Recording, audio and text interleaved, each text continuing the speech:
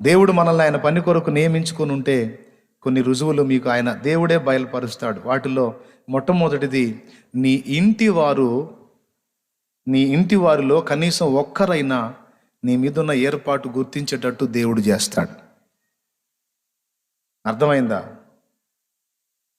ఒకవేళ వాళ్ళు గుర్తించకపోయినా నీ బంధువర్గంలోనైనా ఉన్న వ్యక్తుల్లో ఎవరో ఒకళ్ళ ద్వారా నీ మీదున్న ఏర్పాటు విషయమై అటువైపు నుంచి స్పందన వచ్చేటట్టు దేవుడు నీకు బయలుపరుస్తాడు. మొదటిది. రెండవది, ఏ సహవాసంలో అయితే నువ్వు వెంబడిస్తా ఉన్నావో ఆ సహవాసంలో నిన్ను ఆత్మీయంగా పోషిస్తున్న దైవజనుడికి నీ విషయమైనటువంటి గ్రహింపు దేవుడు ఇస్తాడు. చాలామంది వస్తుంటారు, దేవుని సన్నిధికి వెళ్తూ ఉంటారు, కానీ దేవుని ఏర్పాటులో ఉన్నవాళ్ళు యెహోషువలాగా సమూయేలులాగా సన్నిధిని అతిగా ప్రేమించే లక్షణం కలిగి ఉంటారు. దేవునికి స్తోత్రం చెప్పండి. హల్లెలూయా.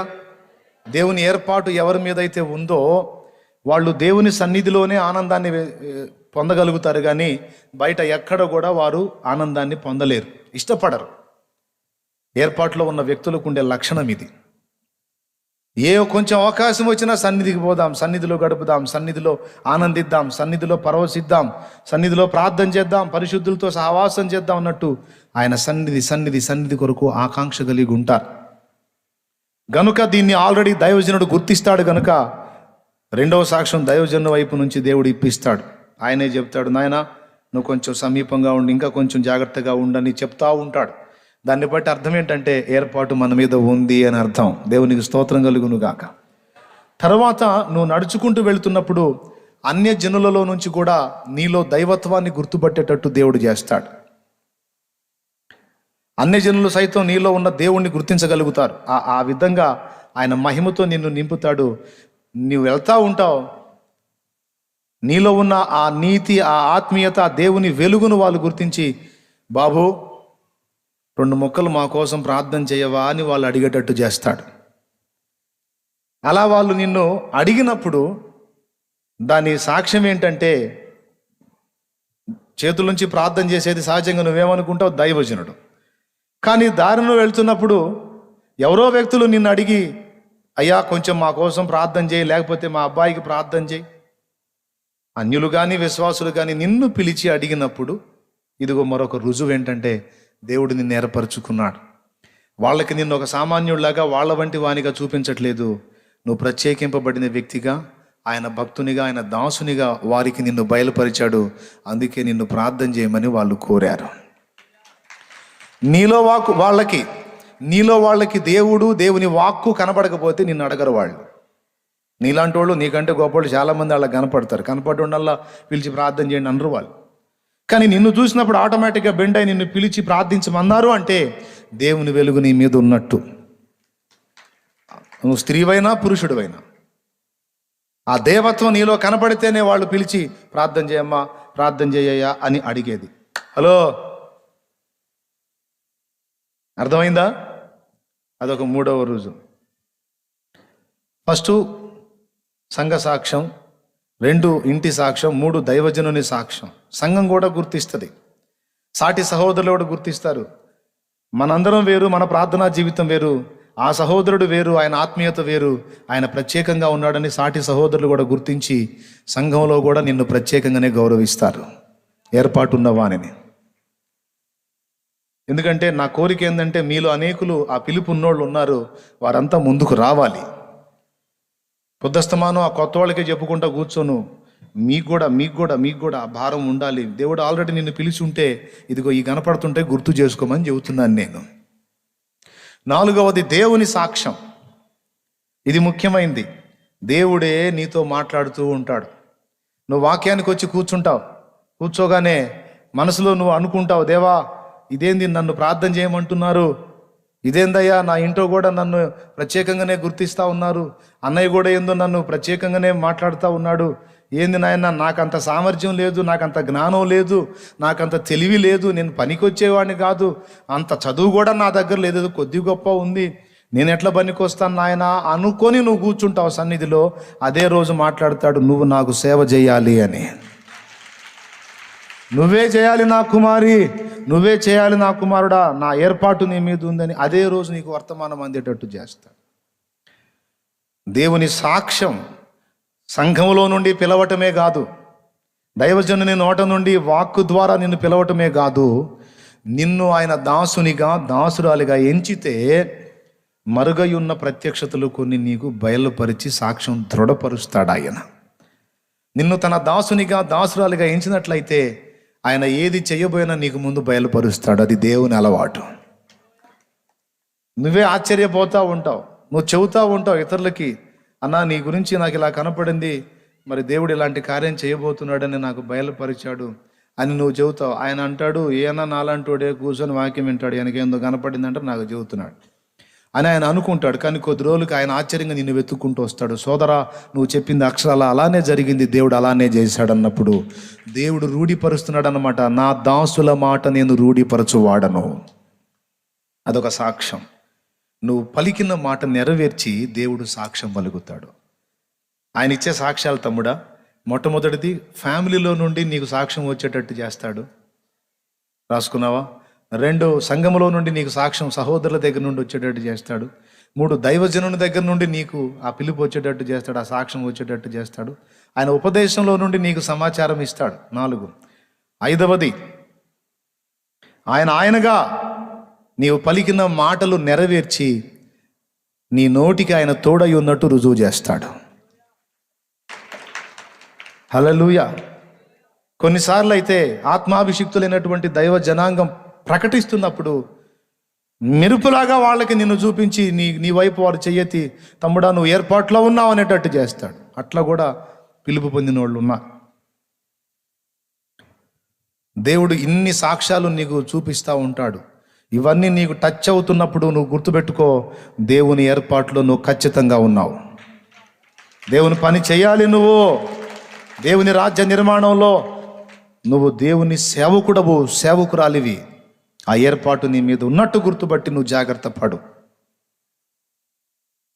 అంతేకాదు సంభవింపబోతున్న సంగతులు నీకు బయలుపరుస్తాడు ఆయన. నువ్వు పలికిన మాట నెరవేర్చడమే కాదు, ఏమేం జరగబోతున్నాయో ముందే అసలు ప్రపంచం మీద జరగబోయే సంగతులు కూడా నీకు బయలుపరుస్తాడు. నువ్వు ఎంత సమీపంగా ఉంటే అంత అద్భుతంగా నీతో మాట్లాడుకుంటూ ఉంటాడు, బయలుపరుస్తూ ఉంటాడు. అదేందన్నా అందరికీ అలాగుండదా? అందరూ అందుబాటులోకి వస్తే అందరిని అలా వాడటానికి దేవునికి చిత్తమే అది. కానీ అందరూ అలాంటి అందుబాటులోకి వచ్చే పరిస్థితి ఉండదు. ఎవరి దగ్గర ఆ మనస్సు ఉందో, ఎవరి దగ్గర ఆకలి ఉందో, ఎవరి దగ్గర ఆసక్తి ఉందో, యెహోషువ ఎవరో, సమూయేలు ఎవరో, హోఫ్ని, ఫినెహాసులు ఎవరో దేవుడికి తెలుసు. సమూయేలు సన్నిధిని కాచుకొని ఉన్నాడు, దేవుని కొరకు ఆకలి కలిగి ఉన్నాడు, దేవుడి పిచ్చితో ఉన్నాడు సమూయేలు. మళ్ళీ ఆయన ఒక విశ్వాసి కొడుకు, హన్నా కొడుకు, అవునా? కానీ దైవజనుని సంతానం ఉంది, హోఫ్ని, ఫినెహాసు. ఎవరి పిల్లలు వీళ్ళు? ఏలీ పిల్లలు. కానీ వాళ్ళల్లో కనబడలేదు, శామ్యూయేల్లో కనపడింది. అందుకే దేవుడు సమూయేలు అని పిలిచాడు. ఎవడాయన సన్నిధిని కాచుకొని ఉన్నాడో, ఎవడాయన పాదపీఠం దగ్గర కాచుకొని ఉపచారం చేస్తున్నాడో వానిని పిలిచాడు.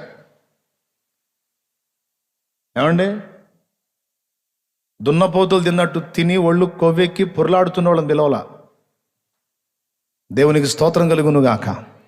ఆ పని చేసింది ఏలీ కుమారులు. దున్నలు తిన్నట్టు తిని కొవ్వెక్కి పొరలాడారు, ఏం చేస్తున్నారో కూడా తెలియకుండా తయారయ్యారు. తండ్రి ఏమో యెహోవా భక్తుడు, కొడుకులేమో యెహోవాను ఎరగని దుర్మార్గులు అన్నాడు. కాబట్టి వాళ్ళని ఎందుకు పిలుస్తాడు? ఎవరు అందుబాటులో ఉన్నారో, ఎవరు ఆయన కొరకు ఆకలి కలిగి ఉన్నారో, ఎవరికి ఆయన హృదయంలో ఉన్నత స్థానం ఉందో, ఎవరు తన ప్రాణం కంటే ఎక్కువగా ఆయనను పిచ్చిగా ప్రేమిస్తారో వాళ్ళు దేవునికి తెలుసు. మనుషుని ఆంతర్యం ఎరిగినవాడాయన, మనుషుని ఆంతర్యం ఎరిగినవాడాయన, ఆయనకన్నీ తెలుసు. కాబట్టి మన మీదున్న ఏర్పాటును ఈ లక్షణాలను బట్టి గుర్తుపట్టి దేవుని కొరకు మనం ముందుకు రావాలి, సిద్ధపడాలి. ఒకవేళ నేను చెప్పిన సూచనలన్నీ నీకు అర్థమై ఆల్రెడీ నువ్వు అన్నీ అనుభవించి ఉంటే నేను చెప్తున్నా, ఇక నువ్వు రెడీగా ఉండని. రెడీగా ఉండు. ఇన్ని లక్షణాలు నీలో కనపడ్డ తర్వాత ఆత్మల కొరకైన ఆకలి ప్రత్యేకంగా చెప్పేది ఏముంది? ఆల్రెడీ నీకు ఆ ఆకలి ఉండే ఉంటుంది. కప్పి పెట్టిన ఆగవు నువ్వు సువార్త చెప్పకుండా. పాతి పెట్టిన ఆగవును ప్రార్థన చేయకుండా, ఏడ్చి అంగలార్చకుండా ఉండలేవు. ఆత్మల కొరకు ఉండలేవు ఏడవకుండా. ఎందుకంటే అభిషేకం నీ మీద ఉంది. ఆ రోదన విద్య నీకు నేర్పాడు. ఆ విజ్ఞాపనాత్మ నీ మీద కొమ్మరించాడు. నీకు ఏడుపులు మూలుగులే. ప్రశాంతంగా ఉండలేవు. ఏదో వచ్చిన పైసలతో తిన్నదాంతో తృప్తిగా సుఖపడి ఆనందించలేవు. నేనేదో లాస్ అవుతున్నా, నేనేదో మిస్ అవుతున్నా, నేనేదో చెయ్యాలి, ఏదో నేను మిస్ అవుతున్నానన్న ఫీలింగ్ నేను వెంటాడుతూ ఉంటుంది. నిద్ర బట్టనియదు, ప్రశాంతంగా తిననివ్వదు. ఏమిటది? ఆత్మల కొరకైన భారం దేవుని హృదయంలో ఉంది. అది నీ మీద పెట్టున్నాడు. అది చేసినప్పుడే నువ్వు తినగలవు, నిద్రపోగలవు. అది నీలో జరగనప్పుడు నువ్వు ఎంత గిలగలాడుకొని లోకాన్ని ఎగిరెగిరి అనుభవిద్దామన్నా నీ వల్ల కాదు కాదు కాదు.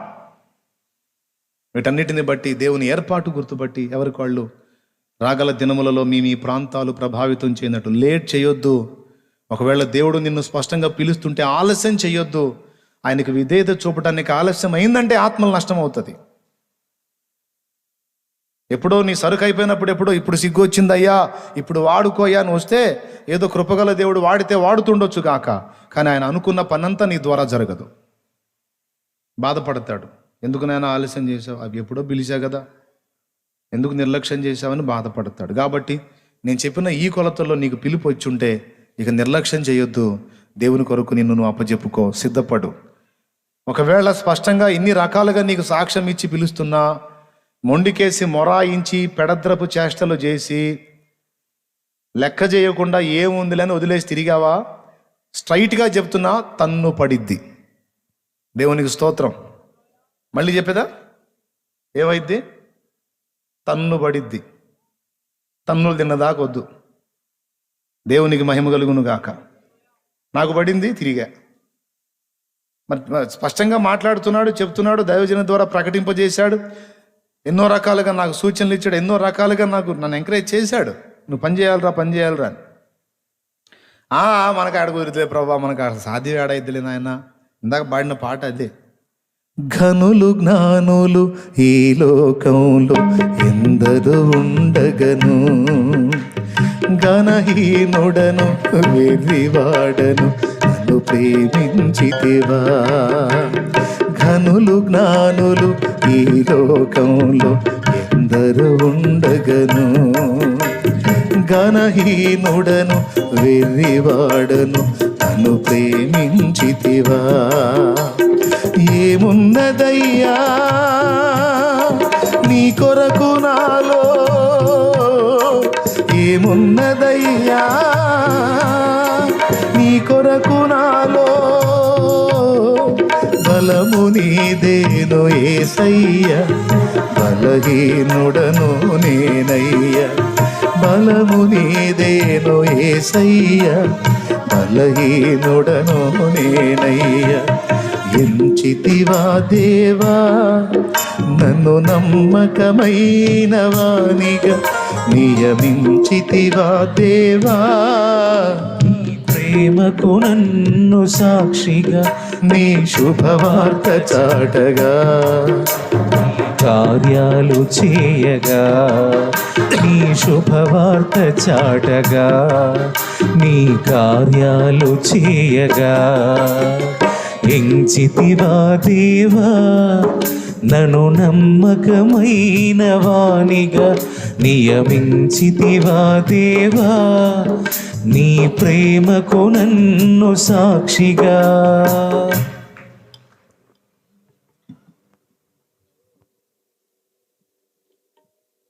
దెబ్బతిని రావటం ఎందుకు?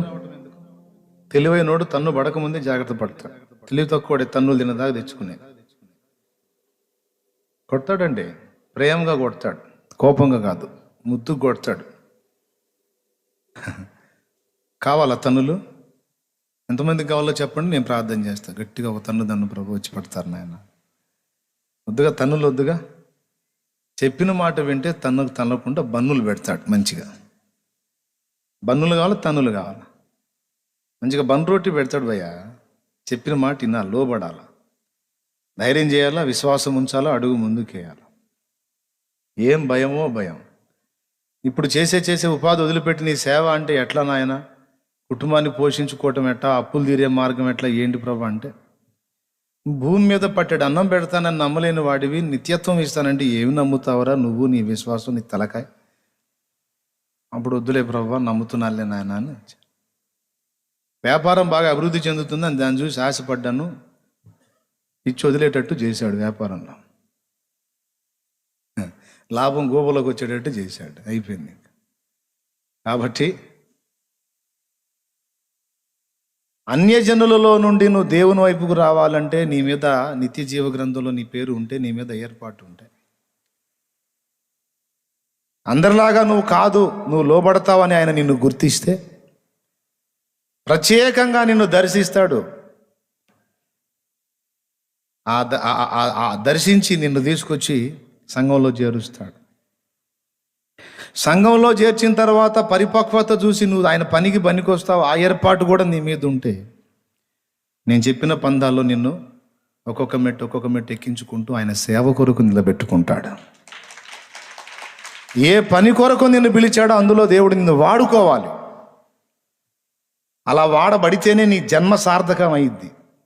దేవుని కొరకు వాడబడినప్పుడు, దేవుని పని చెయ్యనప్పుడు నువ్వు పుట్టేమి లాభం? నువ్వు భూమి మీద ఎందుకు పుట్టా? రోజుకు 4 సార్లు తిని పొద్దున సాయంత్రం బాగా ఫ్రీగా వెళ్ళరాటానికి పుట్టావా? ఎందుకు పుట్టా మరి? దేవుని కొరకు బతకనప్పుడు నీ బతుకి నా బతుకి అసలు అర్థమే లేదు. జన్మ పుట్టి కూడా వేస్ట్. ఆయన సంతోషపడాలి కదా, సృష్టికర్త మనల్ని సృష్టించినందుకు. కాబట్టి మళ్ళీ చెప్తున్నాను, మీ అందరికీ వందనాలు చేసి చెప్తున్నాను, సమయం దగ్గరకు వస్తుంది, పరిస్థితులు భయంకరంగా మారబోతున్నాయి. ఎక్కడోళ్ళు అక్కడ జాగ్రత్త పడి మీ ప్రాంతాలని ప్రభావితం చేసి ప్రకటించటం మొదలుపెట్టండి. దేవుని గురించి సాక్ష్యం ప్రకటించటం మొదలుపెట్టండి. ప్రార్థించటం మొదలుపెట్టండి. సేవా సంబంధమైన అడుగులు వేయండి. దేవుని పని కొరకు మిమ్మల్ని మీరు సిద్ధపరచుకోండి. నిద్రమత్తులు కాకండి, నిద్రపోకండి. శత్రువు రేగుతున్నాడు, వాడి వ్యూహాన్ని నెరవేరనివ్వకండి. స్త్రీలు సువార్త ప్రకటించు స్త్రీలు గొప్ప సైన్యంగా ఉన్నారని ప్రకటిస్తుంది వాక్యం. పనికి మాలను అడ్డగిస్తారు. స్త్రీ చెప్పొచ్చా, స్త్రీ ప్రకటించవచ్చా, అదా ఇదా అని. నేను చెప్తున్నా, ధైర్యంగా స్త్రీ సువార్త ప్రకటించవచ్చు. స్త్రీ. పనికి మాలిన మాటలు కొంతమంది మాట్లాడి నిరుత్సాహపరిచి దిగజారుస్తూ ఉన్నారు. ప్రకటించవచ్చు, సంఘంలో కూడా ప్రకటించవచ్చు, స్త్రీల సమాజంలోనూ. అలాగే దైవజన అనుమతితో సాక్ష్యం కూడా ప్రకటించవచ్చు. స్త్రీ ఏం అంటరాని వస్తువా, అపవిత్రురాలా? క్రీస్తు యేసునందు యూదుడనియు, గ్రీసు దేశస్థుడనియు, సిధీయునుడనియు, స్త్రీ అనియు, పురుషుడనియు, ఆఖరికి హిజ్రాతో సహా నపుంసకుడనియు కూడా భేదము లేదు. అందరికీ అవకాశం ఇవ్వబడింది. రాకడ దగ్గర వస్తుంది. అందరూ నడుం కట్టి క్రీస్తును గూర్చి ప్రకటించి, క్రీస్తు కొరకు ఆత్మలను సంపాదించి, ఆయన రాకడకు ఒక మహాగుంపు జనమును సిద్ధపరిచే బాధ్యత మన మీదే పెట్టబడి ఉంది. చెవులు గలవాడు ఆత్మస్వరమును వినుగాక. ఎవరో వస్తారు, ఎవరో ఉద్ధరిస్తారు, ఎవరో వస్తారు, ఎవరో చేస్తారని ఎవరి కోసమో చూడవాకు. నీ ఊరిని గురించి ఎవడికో భారం ఉండదు తమ్ముడా, చెల్లెమ్మా. నీ ఊరి గురించి, నీ బజారు గురించి, నీ పట్టణం గురించి, నీ పల్లె గురించి, నీ గ్రామం గురించి, నీ ప్రాంతం గురించి ఎవడికో భారం ఉండదమ్మా. అక్కడ నీ కోసమే ఆశగా కనిపెట్టుకొని ఉన్నాడు ఆయన. నువ్వు లైన్లోకి వస్తే నిన్నే అభిషేకం చేసి అక్కడ మండించాలని. నీ జనాంగం విషయంలో ఎవడికో భారం ఉండదో. నీ జనాంగం కోసం ఏడవాల్సింది నువ్వే, అంగలార్చాల్సింది నువ్వే, మొత్తుకోవాల్సింది నువ్వే, మూలగాల్సింది నువ్వే. నీ చేత కాకపోతే, నువ్వు అందకపోతే గత్యంతరం లేని పరిస్థితుల్లో దేవులాడుకొని ఎవరినో ఒకళ్ళని తీసుకొచ్చి పెట్టుకుంటాడు. ఆ పరిస్థితి రానిద్దామా దేవునికి? చిలకలూరుపేటలో నేను పుట్టానండి, చాలామంది సేవ చేస్తున్నారు, నాకెందుకని నేను అనుకుంటే ఎట్లా? నా సహోదరులు నాకంటే గొప్పవాళ్ళు, వాళ్ళు సేవ చేస్తున్నారు. వాళ్ళతో పాటు నేను సైతం శ్రీశ్రీ పాట రాసినట్టు, నేను సైతం ప్రపంచాగ్నికి సమిధను ఒక్కటి ఆహుతి ఇచ్చానా? అట్లాగా నేను సైతం నాకు కూడా ఉన్న అవకాశం పరిధిలో నేను సైతం 4 ఆత్మల్ని క్రీస్తు కొరకు సంపాదిస్తానని అడుగు ముందుకేస్తే దేవుడు కృప చూపి ఆశీర్వదించి వాడుకుంటున్నాడు. కాబట్టి మీరందరూ, కొంతమంది ఎంత స్పష్టంగా దేవుడు పిలిచినా రారు. కొంతమందికి ఆయన గర్భశోకం ఏందో కూడా రుచి చూపిస్తాడు. కొంతమందికి, మూర్ఖంగా ఉన్న వాళ్ళకి. గర్భశోకం అంటే ఏంటో తెలుసా? పుట్టిన బిడ్డ పోతే ఎంత బాధ ఉంటుందో చూపిస్తాడు. మళ్ళా మన బిడ్డ కన్ను మూస్తే వాడు దేవుని దగ్గర బాగానే ఉంటాడు, కానీ వాడు కన్ను మూసినప్పుడు ఆ ఎడబాటు మనం తట్టుకోలేము. ఆడపిల్ల అయినా మగబిడ్డ అయినా. కడుపు కోత మహాభయంకరమైంది. గర్భశోకం అనేది చాలా వేదన, ఊహించలేనిది. అది కలలో కూడా అలాంటి కళ రావద్దు అనుకుంటాం. మన బిడ్డ మీద ఏదైనా కీడు కనపడిందంటే ఏం పరిగెత్తకుండా, ఏ కష్టం చేయకుండానే మొత్తం ముఖం నుంచి అరికాల దాకా చెమట తడిసిపోద్ది. అంత టెన్షన్. మనకేమైనా ఇబ్బంది ఉండదు, కానీ మన బిడ్డలకేమైనా అయిందంటే అంత బాధ. కానీ అలాంటి ప్రేమ కలిగినటువంటి సంతానం తల్లిదండ్రులుగా మనం ఉంటాం. కొన్నిసార్లు మనం మూర్ఖించి మొండితనంతో ఉండి దేవుని ఆత్మఘోషను మనం పట్టించుకోకపోతే ఆ కడుపు కోత ఎలాగుంటుందో రుచి చూపిస్తాడు ఆయన. ఏం లేదు, ఒక్కసారి తిని తప్పిస్తే చాలు, అర్థమైపోయింది నీకు. అప్పుడు దేవుణ్ణి పట్టుకొని, దేవుడు కనపడితే చొక్కా పట్టుకొని అడగాలనిపించింది నీకు. ఆయనకి అంగీ ఉంటే, చొక్కా ఉంటే, ఎందుకు చేశావు ఇట్లా అని. అప్పుడు ఆయన అంటాడు కూల్గా, ఏం చేశాను అంటాడు. నా బిడ్డను ఎందుకు తీసుకున్నావు అంటావు నువ్వు. నేను తీసుకొని ఏం చేశాను అంటాడు. ఏది మరి నా బిడ్డ నా దగ్గర అంటాడు. నా దగ్గర ఉందిగా అంటాడు ఆయన. నీ దగ్గర ఉందా? ఎందుకు ఉంచుకున్నావు నీ దగ్గర అంటాడు. అవును, ఇచ్చినోడిని నేను, నా వస్తువు నేను తీసుకున్నాను, అడగటానికి నువ్వెవరు అంటాడు. తెల్ల ముఖం వేసుకుని చూడాలి నువ్వు. నీ సొంత సొమ్ములాగా బిల్డప్ ఇస్తున్నావే. ఎవరమ్మా నీకు బిడ్డనిచ్చింది? ఎవరినైనా నీకు సంతానం ఇచ్చింది? నేనే. నేను ఇచ్చినప్పుడు నేను తీసుకుంటే నువ్వెవరు అడగటానికి? అప్పుడు కాళ్ళు పట్టుకొని ఏడుస్తావు. ఎందుకు ప్రవ్వా, ఎందుకు తీసుకున్నావు ప్రవ్వా అంటే అప్పుడు ఆయన అడుగుతాడు. ఇచ్చింది నేను, తీసుకున్నాను, అది కూడా నేను నరకానికి పంపలా, నా ఒళ్ళో కూర్చోబెట్టుకున్నా. కొద్ది రోజులు ఆగితే నువ్వు కూడా వస్తావు, ఇస్తాను. ఇక విసుగు పుట్టి జీవితాంతం, ఇక నిత్యత్వం అంతా నీ కుమార్తె కానీ నీ కుమారుడు కానీ వాడు నీ ముందే ఉంటాడు, ఆమె నీ ముందే ఉంటుంది. అప్పుడు ఆనందిద్దు కానీ. మరి నా సంగతి ఏందంటాడు ఆయన. ఏం ప్రభా నీకేమైంది అంటావు నువ్వు, నాకేమైందా? 9 నెలలు మోసావు, కొన్ని సంవత్సరాలు కష్టపడి పెంచి పెద్ద చేశావు. జారిపోయిన బిడ్డను బట్టి నన్ను అంగీ పట్టుకొని మరీ నిలేద్దాం అనుకున్నావే. మళ్ళా వాడు నరకానికి కూడా పోలేదు, బాగానే ఉన్నాడు. కానీ నా పిల్లలు ఈ చేతులతో చెక్కుకున్న నా పిల్లలు, సంవత్సరాలు వాళ్ళని పెంచి పోషించుకున్న నా పిల్లలు అమాయకంగా శత్రువు చేతుల్లో చిక్కి అన్యాయం అయిపోతుంటే బాధ్యత నీకు అప్పచెప్పి నువ్వు కనికరించి వాళ్ళకి నన్ను ప్రకటిస్తావేమని ఎదురు చూశాను. నువ్వు చేసిన నిర్లక్ష్యం వల్ల, నువ్వు ప్రకటించకపోవటం వల్ల, నువ్వు మాదిరి ఇవ్వకపోవటం వల్ల, నువ్వు ప్రేమ చూపకపోవటం వల్ల, నువ్వు నన్ను వాళ్ళకి పరిచయం చేయకపోవటం వల్ల, నువ్వు ప్రార్థించకపోవటం వల్ల, నువ్వు పరిచర్య చేయకపోవటం వల్ల వాళ్ళు చనిపోలా, ఏకంగా నరకానికి వెళ్ళారు. నీ బిడ్డనన్నా నీకు మళ్ళీ చూపిస్తాను, మరి నేను కోల్పోయిన నా బిడ్డ నువ్వు మళ్ళీ నాకు చూపిస్తావా అని అడుగుతున్నాడు.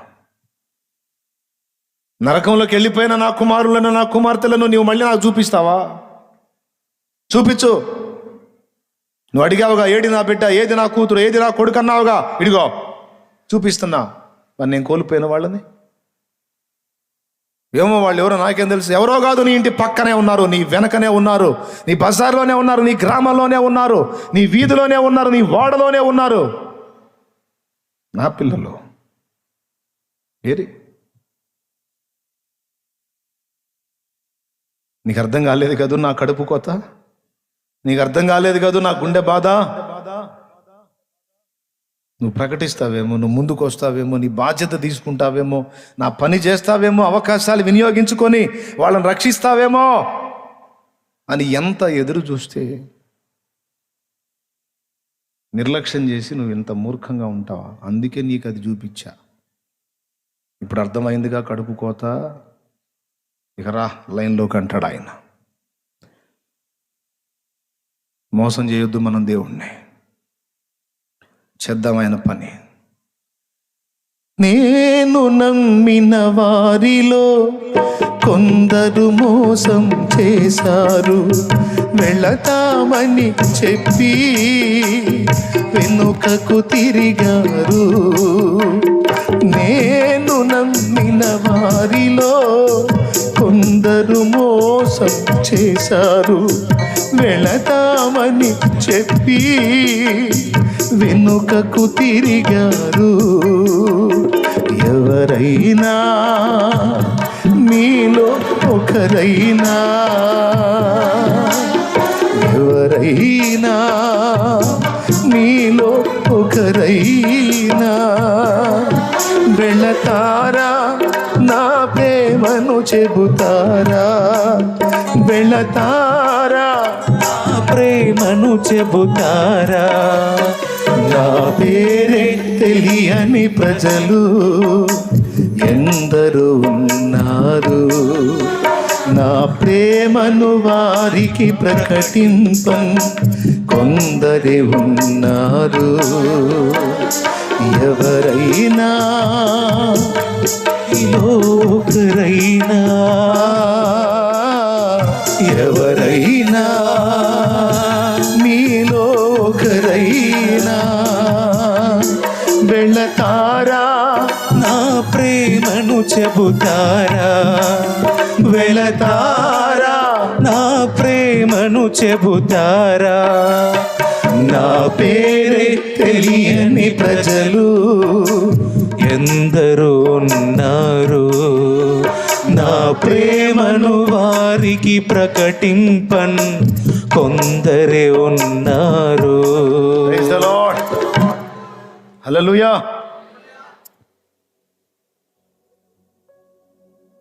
మీకు అలా కావాలని నేను అడగట్లేదండి. కొంతమందికి ఆల్రెడీ రుచి చూపించాడు ఆయన. అంత అంత అంత పనిష్మెంట్ మనకెందుకు?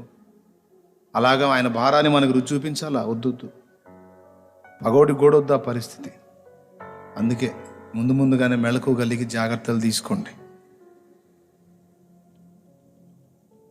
పాస్టర్ గారు ఒక ఆయన వాక్యం చెప్పడానికి బయలుదేరాడట.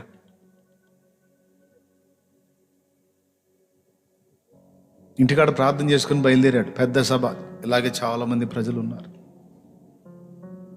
అప్పటికే లేట్ అయింది ఆయన బయలుదేరటం. పాటలు పాడుతూ ఉన్నారు క్వైర్ వారు.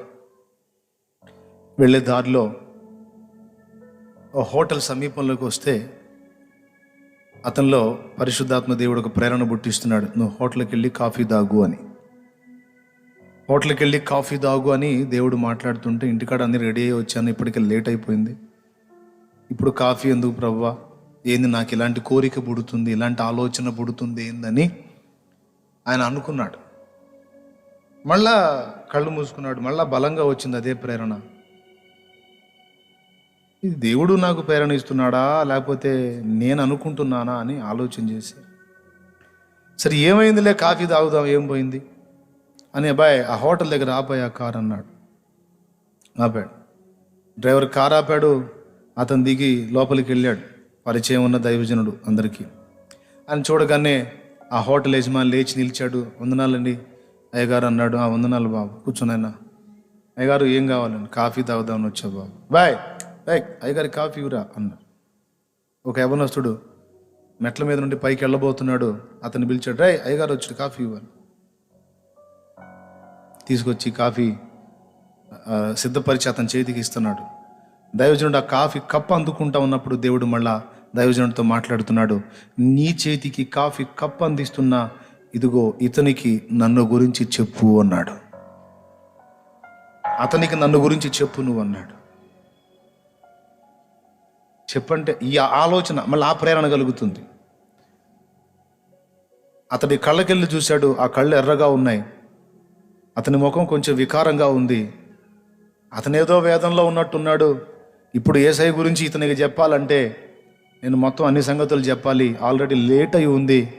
గనుక కాఫీ మాత్రం తాగి నేను వెళ్ళిపోదాం, మళ్ళా వచ్చినప్పుడు అతన్ని ప్రశాంతంగా కూర్చోబెట్టి అతనికి దేవుని గురించి చెబుదామని సిద్ధమై లేవబోయాడు. మళ్ళా దేవుని ఆత్మ మాట్లాడుతున్నాడు, అప్పుడు కాదు, ఇప్పుడే అతన్ని నేను ప్రేమిస్తున్నానని చెప్పు, అతన్ని నేను ప్రేమిస్తున్నానని చెప్పు, కనీసం ఒక్క మాట నా చెప్పు అని దేవుని ఆత్మ బలవంతం పెట్టాడు. లేచి వస్తా ఆ మాట కూడా ఆయన అనలా, అలాగే లేచి వెళ్ళిపోయాడు. గొప్ప సేవకుడు, మంచి ప్రసంగికుడు. వెళ్ళి బలిపీఠం మీద ఎక్కి ఆ జనం అనేక మంది ప్రజలు ఉన్నారు, వాళ్ళందరి ముందు నిలిచి మైక్ తీసుకున్నాడు మాట్లాడటం మొదలుపెట్టాడు. నడిపింపు ఆగిపోయింది. దైవజనుడు వాక్యం చెప్పాలంటే పరిశుద్ధాత్మ నడిపించాలి, లేకపోతే ఎంత పెద్ద మొనగాడు స్పీకర్ అయినా ఎందుకు పనికిరాడు. ఎందుకంటే వాక్కు అతనిలో నుండి కాదు రావాల్సింది, ఆకాశం నుండి రావాలి. యెహోవా వాక్కు, శక్తిగల వాక్కు అక్కడి నుండి వెలువడితేనే అది జీవం అనేకులకు. మనుషుని తలకాయలో నుండో, మనుషుని ఇచ్చలో నుండో, ఆలోచనలో నుండో, ఊహల్లో నుండో వస్తే అది ఎవరికి ప్రయోజనం కాదు. తిప్పలు పడుతున్నాడు, ఏదో మాట్లాడడానికి ట్రై చేస్తున్నాడు, ఆత్మ అడ్డగిస్తున్నాడు. నేను చెప్పింది ఏంది, నువ్వు చేసేది ఏంది, నేను నీతో మాట్లాడింది ఏంది, నేను చెప్పమన్నది ఎక్కడా, నువ్వేం చేస్తున్నావు, అడ్డు తగులుతున్నాడు ఆత్మ. మాట్లాడినవట్లా.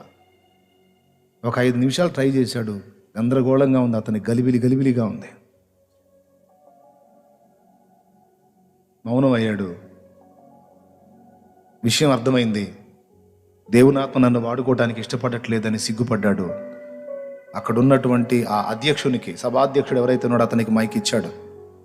ఇచ్చి, బాబు ఒక 2 పాటలు పాడండి, ఏమనుకోవద్దు, ఒక 2 పాటలు పాడండి, 5 నిమిషాల్లో వస్తానని స్పీడ్గా అక్కడి నుంచి ఆయన బయలుదేరాడు. వాళ్ళు పాటలు స్టార్ట్ చేశారు.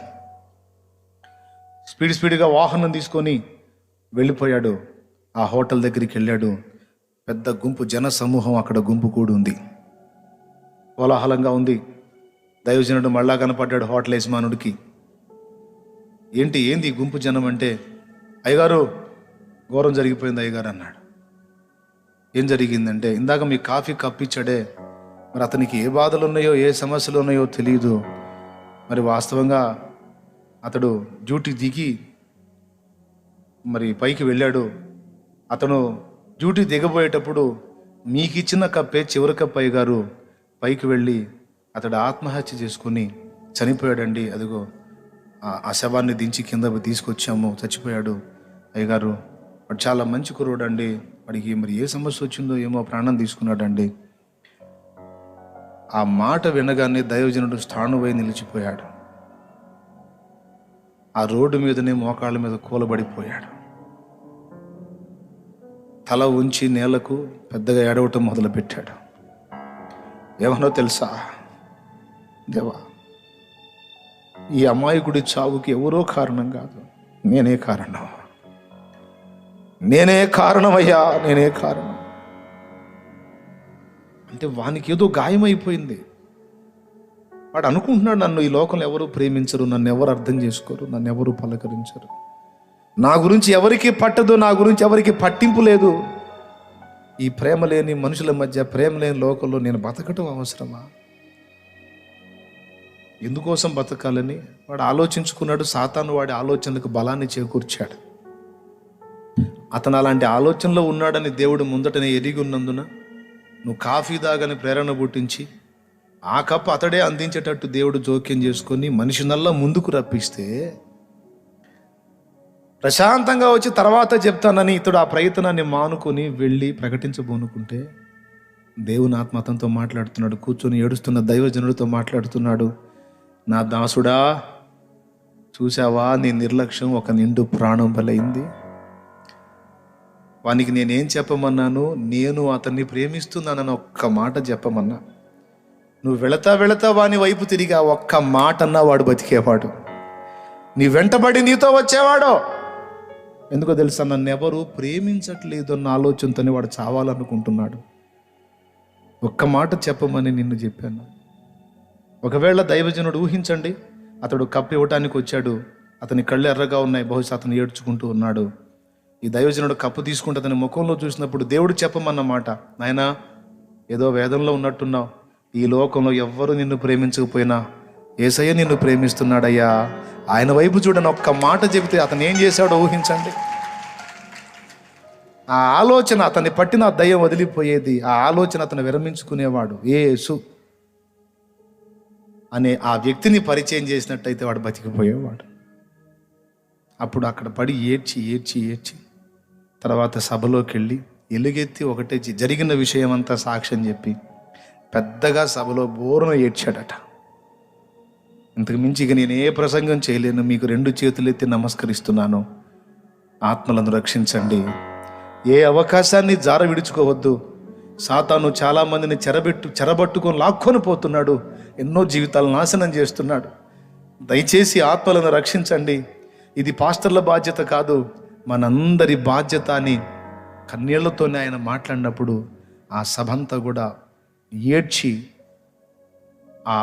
ఆ రోజు వాళ్ళు తీర్మానం చేశారనేది నేను విన్న సాక్ష్యం. నా ప్రియమైన దేవుని బిడ్డలారా, దేవుడి బాధ అదేనండి. ప్రభు అక్కడ విస్తారమైన జనం వచ్చి కూర్చున్నారు. ప్రభు వాళ్ళకి వాక్యం చెప్పాలంటే ఆయన ఏమంటాడో తెలుసా? వాళ్ళందరూ బాగున్నారు నాన్న, వాళ్ళందరూ సిద్ధపడ్డారు నాన్న, వాళ్ళందరూ నా సన్నిధిలో ఉన్నారా. కానీ వీడేరా అంధకారంలోకి వెళ్ళబోతున్నాడు.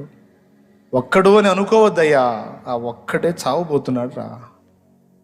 దేవుని ఆత్మకు ఆ ఆత్మ వేదన ఎవరికి అర్థమవుతుందండి?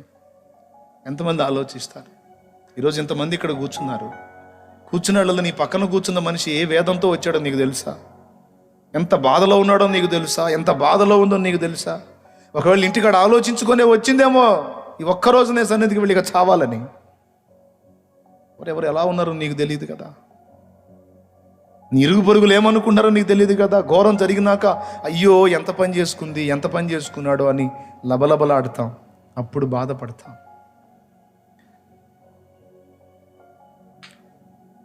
మూర్తి గారు సువార్త ప్రకటించి ఆర్ఆర్కే మూర్తి గారు హైదరాబాద్లో తన ఇంటికి చేరితే, తన ఇంటి బజార్లో రిక్షా మీద ఆయన వెళ్తూ ఉంటే ఎదురుగా శవాన్ని మోసుకొని వస్తున్నారట. ఇంటికి వెళ్ళి ఇంట్లోకి అడుగు పెట్టి భార్యని అడిగాడు, ఎవరో చనిపోయింది ఎవరు అంటే ఫలానా అని చెబితే గదిలోకి వెళ్ళి ఏడుస్తూ కూర్చున్నాడట. ఆర్ఆర్కే మూర్తి గారు గదిలోకి వెళ్ళి ఏడుస్తూ కూర్చున్నాడట. ఎందుకండి అంతా సువార్త చేసి వచ్చి కన్నీళ్లు పెట్టుకుంటున్నారు, ఏం జరిగిందని భార్య అడిగిందట. ఏం లేదు, బయట చాలా ప్రాంతాలకు ప్రకటించాను కానీ సంవత్సరాలుగా ఇక్కడ ఉన్నాను, కానీ అతనికి నేను ఒక్కసారి కూడా ప్రభువుని గురించి చెప్పలేకపోయాను. అతని గురించి యేసయ్య నన్ను అడిగితే నేను ఏం చెప్పాలో భయం వేసి కన్నీళ్ళు వచ్చినాయో అన్నాడట. అతని గురించి రేపు తీర్పు రోజున న్యాయపీఠం ముందు, మూర్తి ఒక్కసారి కూడా నువ్వు అతనికి ఎందుకు చెప్పలేదు నాయన అని అడిగితే నేను ఏం చెప్పాలో నాకు అర్థం కాలేదు అని ఆయన కంటతడి పెట్టుకున్నాడట. ఈరోజు మనందరి హృదయాల్లో ఆ భారం రావాలి. నేను చెప్తుంది నిజం. నీ ప్రక్కన కూర్చున్న వాళ్ళ గుండెల్లో ఎంత విషాదం ఉందో నీకు తెలుసా? ఎక్కడో కాదు, నీ పక్కనే కూర్చున్నారు. ఈరోజు ఇక్కడ కూర్చున్న వాళ్ళలో ఉన్నారో అలాంటి వాళ్ళు,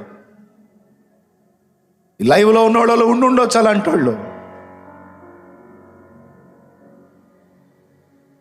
లేదా లైవ్లో చూస్తున్న వాళ్ళకి పరిచయస్తులు ఉండొచ్చు, వారి ఇరుగు పరుగుల్లో ఉండొచ్చు అలాంటి వాళ్ళు.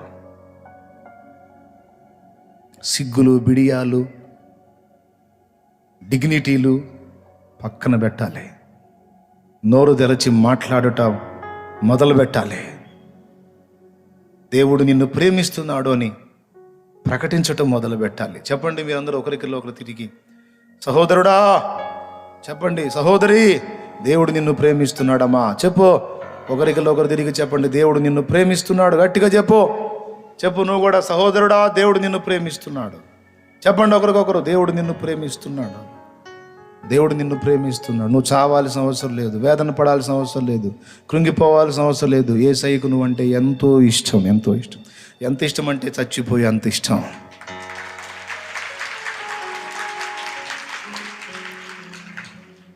ఈ భారాన్ని మన హృదయంలో దేవుడు స్థిరపరచునుగాక. హల్లెలూయా. నా గటి మీద చెయ్యిని వేసి వెనుకకు చూడక సాగడి వారినే. విస్తారంగా ప్రకటిస్తానని కొంతమంది సేవకు వచ్చారు. చిన్న సంఘం గట్టిగా అందులో కూర్చుండిపోయి ఈ జన్మకి ఇది చాలని తృప్తి చెందారు. ఆత్మల్ని రక్షిస్తానని ఆరాటంతో కొంతమంది పరిచర్యకు వచ్చారు. మళ్ళా లోకాశల వైపు మళ్ళీపోయారు. వాళ్ళ గురిని గమ్యాన్ని వదిలేశారు. వాళ్ళలో ఒకరిగా మనం ఉండకుండా, ఇందాక నేను చెప్పానే, దేవుని ప్రేమను ఎరుగక నశించిపోతున్న వారు అనేకులు ఉన్నారు. వారి కోసం మనల్ని మనం దేవునికి అప్పగించుకొని, దేవా నేనున్నాను, నా కొరకు నీ హస్తము చాపి నన్ను అభిషేకించి నాకు ఆ వెసులుబాటిచ్చి అనుకూలత ఇచ్చి అలాంటి స్థితిలో ఉన్న బిడ్డని నా ఎదురుకు వచ్చేటట్టు చేసి నేను ప్రకటించటకు నాకు బలం ఇమ్మయ్యా, నాకు శక్తిని అయ్యా, నాకు అనుకూలత అయ్యా, నాకు అవకాశం అయ్యా అని మనం అడగాలి.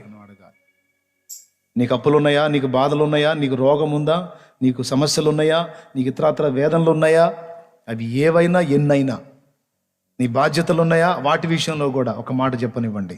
చివరిగా ఏంటో తెలుసా, దేవుని ముందు మోకాళ్ళు నీ కన్నీళ్లతో ఒక్క మాట అడుగు. నీ దాసుడు మాట్లాడుతున్నప్పుడు, ఆయనలో నుండి నువ్వు మాట్లాడుతున్నప్పుడు నా గుండె గాయమైపోతుంది. దేవా, ఎవరో కాదు, నేనే పొడవ పడుతున్నాను, నాకే సిగ్గేస్తుంది, నేనే కదా అతన్ని, నేనే కదా ఆమెని అని నా గాయం అవుతుంది. కానీ నా పరిస్థితి అనుకూలంగా లేదు. నేను ఎన్నో ఇబ్బందుల కొలిమిలో ఉన్నాను, నాకు స్వేచ్ఛ లేదు, నాకు ఈ లోకం రుచించట్లేదు, లోక ఆశలు కూడా ఏదో పొందాలి, ఏదో సాధించేం లేదు. ఉన్న బాధ్యతలు గట్టెక్కించుకొని, బంధకాలు తెంచుకొని, గువ్వలాగా ఎగిరి నీ దగ్గరగా చేరాలని ఆశ, అనేకుల్ని నీ దగ్గరగా చేర్చాలన్న ఆశ నాకుంది. ఇంకా నాకు వేరేదేం లేదు. కానీ నేను రాలేకపోతున్నాను దేవా, బయట పడలేకపోతున్నాను దేవా. చేయాలని ఆశ ఉంది కానీ ఆ స్వేచ్ఛ నాకు లేదు. పొద్దున్న లేచిన దగ్గర నుంచి సాయంత్రం దాకా ఎట్లా ఎట్లా ఎట్లా ఎట్లా ఎట్లా నీ వెతుకులాట్లో నా బతుకంతా ఖర్చు అయిపోతుంది. ఒక్కసారి నా ఎందుకు కనికరం ఉంచి నాకు విడుదల ఇవ్వయ్యా, నాకు స్వేచ్ఛనివ్వు. నేను పరిగెత్తుతా ప్రభువా, ఈ ఊపిరున్నంత వరకు నీ కోసం ఖర్చు అవుతా ప్రభువా, పరిగెత్తుతా ప్రభువా, నీ పని చేస్తా ప్రభువా, నాకు అవకాశం ఇయ్యా, నాకు అవకాశం ఇయ్యా. నేను ఏడు ఏది నిన్ను అడ్డగించేది ఉంటుందో నేను కూడా చూస్తా, నిన్నేది అడ్డగిస్తుందో నేను కూడా చూస్తా. ఏది ఉండదో, నిన్ను పీడించే రోగం ఉండదో, నిన్ను వేధించే అప్పు ఉండదో,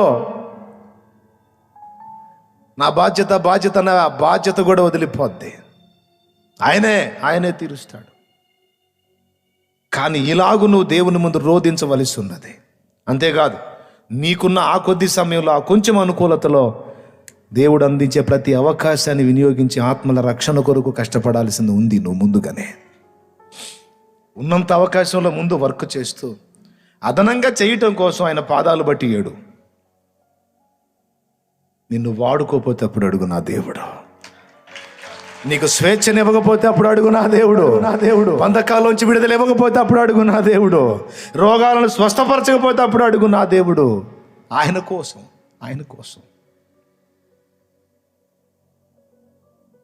ఆశగా ఎదురు చూస్తున్నాడు. చాలాసార్లు సిగ్గుపరిచాం ఆయన్ని. ఏదో ఊహించుకున్నాడు నీ గురించి, కానీ సిగ్గు అయిపోయింది ఆయనకి. అయ్యో, నువ్వేదో చేస్తావంటే ఏదో అయిపోయినావు తల్లి, ఏదో అయిపోయినావు నాయనా, నీ మట్టుకు నీవు సుఖంగా ఉన్నావు, సంతోషంగా ఉన్నావు, హ్యాపీగా ఉన్నావు, సాగిపోతుంది అనుకుంటున్నావు, నా బిడ్డల గతి ఏంటి అని ఏడుస్తున్నాడు దేవుడు. దుఃఖపడుతున్నాడు పరిశుద్ధాత్మ. దేవుని సంతోషపెడదామా, ఆయన సంతోషాన్ని వెతుకుదామా, ఆత్మల కొరకు మూలుగుదామా, మొరపెడదామా, ప్రయత్నిద్దామా, ప్రకటిద్దామా, ప్రార్థిద్దామా, ప్రేమను పంచుదామా.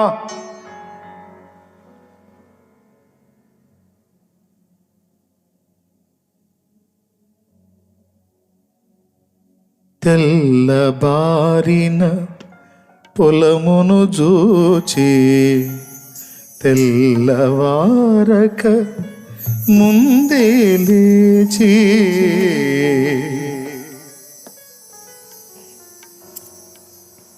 దైవజనుడా అరాకొర సంఘాలు గట్టి అబ్బో చాలే తృప్తి చెందుతున్నావేమో. నీ ఆహారం కొరకు ఇంకా చాలా గొర్రె పిల్లలు ఉన్నాయి నాయన. నువ్వు ఇంకా ఎక్కువ చేయాలి దైవజనుడా, ఇంకా ఎక్కువ చేయాలి నాయన. అమ్మా ఇంకా ఎక్కువ చేయాలి.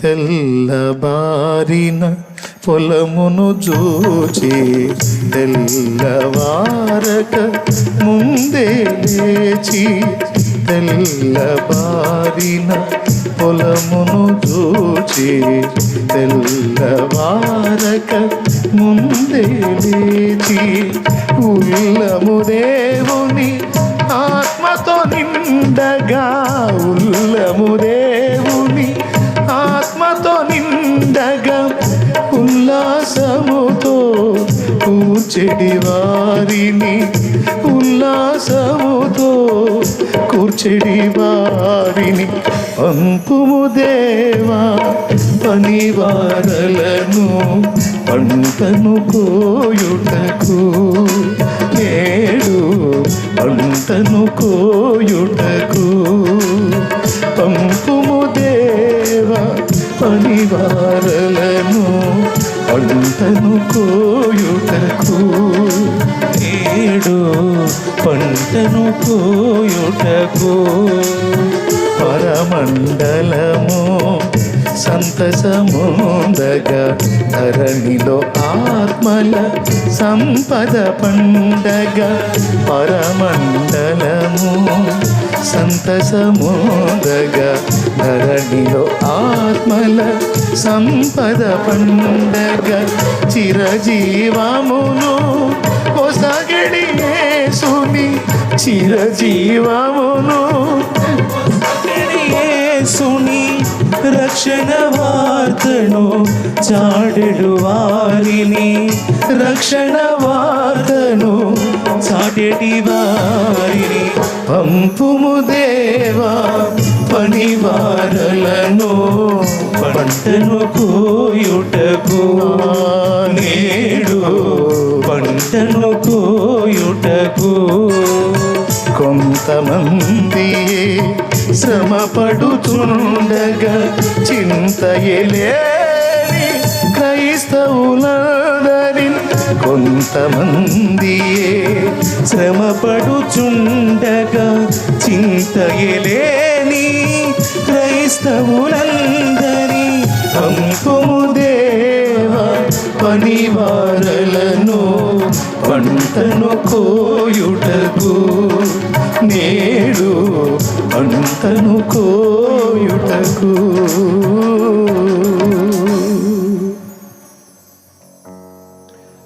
మన బాధ్యతను మనం గుర్తుపడదాం.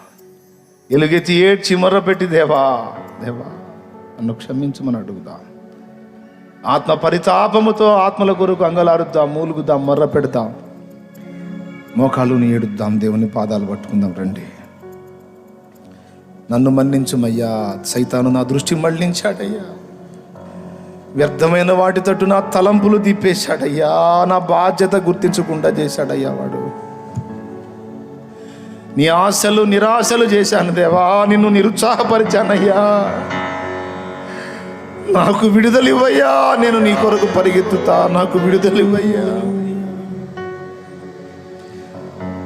నాకున్న అవకాశంలో నేను నీ పని చేస్తా ప్రభువా, నీ వదలనయా, ఇక వదిలిపెట్టినయా. ఎవరేమన్నా అనుకోని, ఎవరెన్నా అనుకోని, నీ సైనికుడు అవుతాను ప్రభువా, నీ సైనికురాలను అవుతానయ్యా. నేను ప్రకటిస్తా ప్రభువా, నా ప్రాణం ఉన్నంత వరకు ప్రకటిస్తానయ్యా.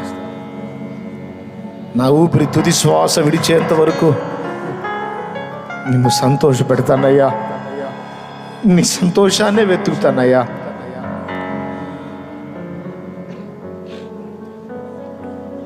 నన్ను మన్నించుమో తండ్రి. సోమరిందయ్యా, సోమరిని చెడ్డ దాసుని నాగటి మీద చెయ్యి పెట్టి వెనక్కి చూసిన వెర్రిమాలోకాన్ని ప్రభు నన్ను మన్నిస్తావా? నన్ను క్షమిస్తావా?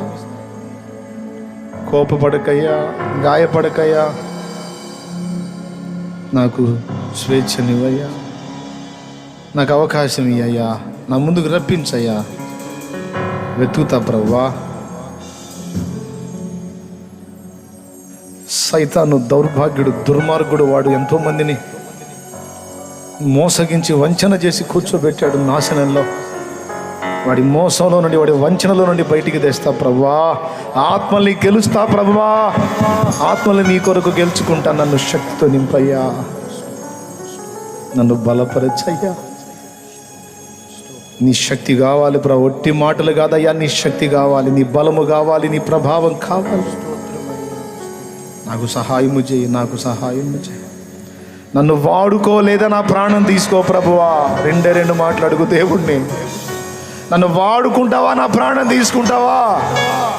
నన్ను వాడుకుంటావా, నా ప్రాణం తీసుకుంటావా? నాకు తెలియదు. నన్ను వాడుకో, లేదా నా ప్రాణం తీసుకో ప్రభువా.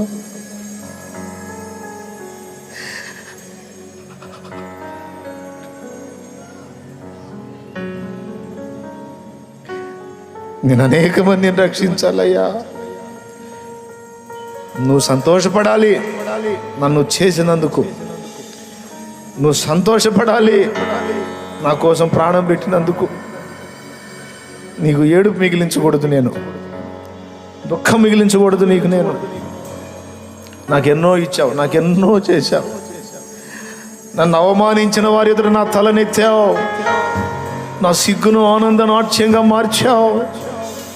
నాకెన్నో చేసావయ్యా. నువ్వు అన్నీ పొందుకొని నీకోసం ఏమి చేయకుండా అయిపోయాను. నాకు చాలా చేసి ఆశగా చూస్తున్నావు. ఇన్ని పొందుకున్నావు కదా బిడ్డ,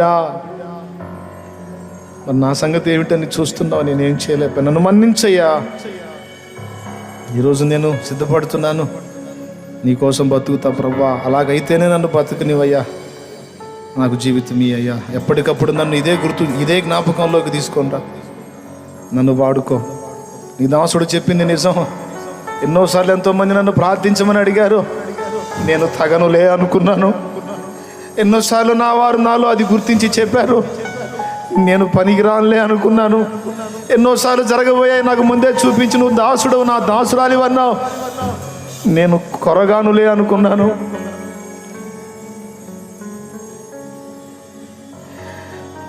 నా దైవజనుని ద్వారా ఎన్నోసార్లు నాకు చెప్పావు. నేను తగనులే అనుకున్నాను. నన్ను మన్నించయ్యా. ఇది మొదలు. నేను సిద్ధపడుతున్నాను. నన్ను అభిషేకించు, నన్ను బలపరచయ్యా. ఇక నీ పని కొరకు నన్ను ప్రతిష్ఠ చేయి. సిద్ధపరచు. నా తలంపుల నిండా, నా ఆలోచనల నిండా నీ సంతోషమే నేను నెరవేర్చినట్లు కృపనివ్వు. నా బిడ్డలందరికీ ఆ భాగ్యం ఇవ్వు. ఇదిగో కన్నీళ్లు నీ సన్నిధిని కార్చుచు అడుగుచున్నారు దేవా. మరి కన్నీరు తుడు. కొంతమందికి అయితే చేయాలని ఆశ ఉంది కానీ బంధకాల్లో ఉన్నారు. యేసు నామములో వారు నీ పని చేయకుండా అడ్డగించే ఆ బంధకాలు యేసు నామములో తెగిపోవునుగా. అవి ఏ విధమైనవైనా కావచ్చు నాయన. శరీర రోగములు కావచ్చు, అప్పుల బంధకాలు కావచ్చు, బాధ్యతలు కావచ్చు, ఏ పరిస్థితులైనా యేసు నామములో అవి వారిని వదిలిపోవునుగా. నీ బిడ్డలకు కృపనివ్వు, స్వేచ్ఛని, ఉరికురికి నీ పని చేయడానికి పూర్తి వెసులుబాటు దాయిచేయి. నా బిడ్డలందరూ నీ పాత్రలు కావాలి. ఒక్కరు కూడా వేస్ట్గా ఉండకూడదు. చిన్నలు, పెద్దలు, వృద్ధులు, యవనులు, పురుషులు, స్త్రీలు, ముసలి వారితో సహా నీ కొరకు వాడబడాలి. ఇక్కడున్న సాగిల పడిన నీ పిల్లలు ఎవ్వరు వేస్ట్గా ఉండకూడదు. నీ బిడ్డలందరినీ జ్ఞాపకం చేసుకుని వాడుకో. నీ కొరకు లైవ్లో ఉన్న బిడ్డల్ని కూడా వాడుకో. యేసు నామములో వారి బంధకాలు కూడా తెంచి వారికి విడుదల ప్రకటించి కృప చూపమని యేసు నామమున వేడుచున్నాము తండ్రి. ఆమేన్. Praise God.